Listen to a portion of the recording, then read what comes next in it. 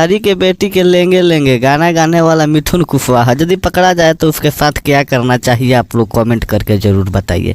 जैसे कि आप लोग जान रहे हैं कि कुछ दिन पहले, साल डेढ़ साल पहले खेसारी लाल यादव के बेटी पर गाना गाया था एक लड़का जिसका नाम था पंकज फिर राजपूत।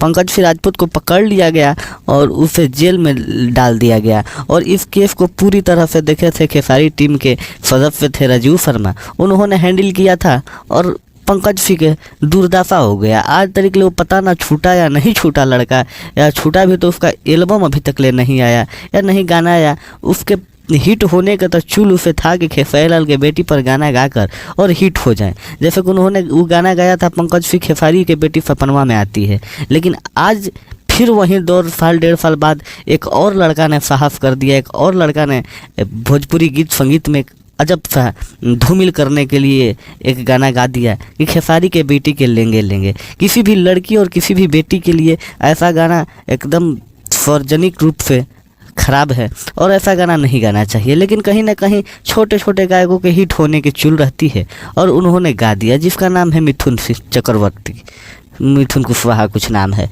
जिसका नाम भी कोई नहीं जानता। लेकिन वो गाना गाया है तो क्या खेसारी लाल यादव की टीम फिर उस पर एक्शन लेगी या नहीं लेगी, अभी तक ले कोई सूचना नहीं है।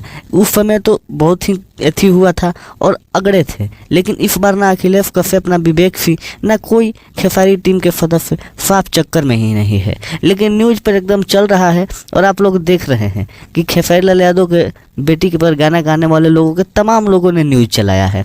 लेकिन इस बार भी कदम उठाना चाहिए, नहीं तो फिर अगला एक और खड़ा हो जाएगा। इस तरीक़े से किसी के माँ बहन बेटी पर गाना गाने वाले 1000 खड़ा हो जाएंगे। इसलिए कहीं ना कहीं कदम उठाना चाहिए और इसे कड़ी से कड़ी सज़ा मिलनी चाहिए। आप लोग क्या चाहते हैं, किसके साथ क्या हो, ज़रूर कमेंट करें। जय भोजपुरी, जय भोजपुरी समाज।